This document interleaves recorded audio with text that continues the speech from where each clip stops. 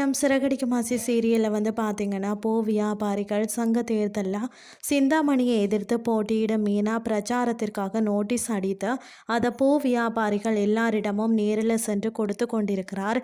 அந்த நேரத்தில் சிந்தாமணி தன்னுடைய காரில் இறங்குகிறார். அவர் தன்னுடைய ஆட்கள் மூலம் பெட்டி பெட்டியாக துணிகளை எடுத்து பூ வியாபாரிகளுக்கு கொடுக்கிறார். அவர்களும் இலவசத்தை பார்த்த உடனே மீனா கொடுத்த நோட்டீஸை கீழே போட்டுட்டு சிந்தாமணியிடம் சென்று விடுகிறார்கள்.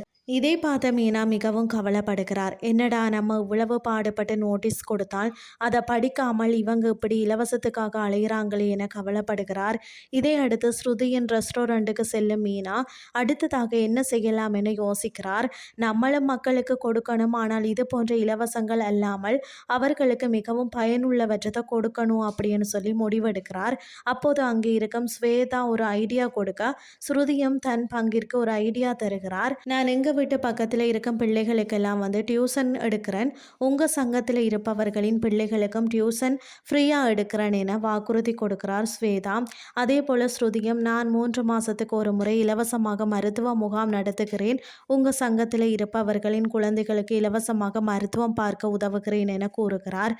பூ வியாபாரிகள் சங்கத்தில் இருக்கிறவர்களிடம் இது மாதிரி சொல்லுங்க, அப்போதான் உங்களுக்கு அவர்கள் மத்தியில் அதிகப்படியான ஆதரவு கிடைக்கும் என ரவியும் சொல்கிறார்.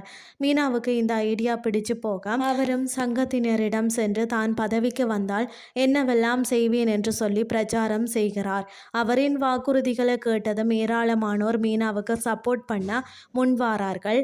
இந்த விஷயம் எப்படியோ சிந்தாமணிக்கு தெரிய வருகிறது. இதையடுத்து பணத்தை எடுத்து தன்னுடைய ஆட்களிடம் கொடுத்து அந்த மீனா இந்த எலெக்ஷன் நிற்கக்கூடாது என்று சொல்கிறார். அவர் மீனாவுக்கு எதிராக சதி செய்யும் விஷயத்தை எல்லாம் ரேகா பார்த்து விடுகிறார். அவர் தன் அம்மாவிடம் சென்று சண்டை போடுகிறார்.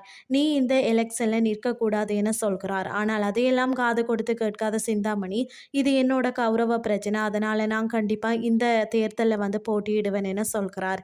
உன்னையெல்லாம் திருத்தவே முடியாது, நீ கண்டிப்பா இந்த எலெக்ஷன்ல ஜெயிக்க மாட்டா என்று சொல்லிவிட்டு ரேகா செல்கிறார். மீனாவுக்கு ஆதரவு பெருகுவதால் சிந்தாமணிக்கு பயம் வர ஆரம்பித்து விட்டது. இதனால் மீனாவை இந்த தேர்தலை நிற்க விடக்கூடாது என பிளான் போடுகிறார். இதுதான் இன்றைய நாளுக்கான எபிசோட்.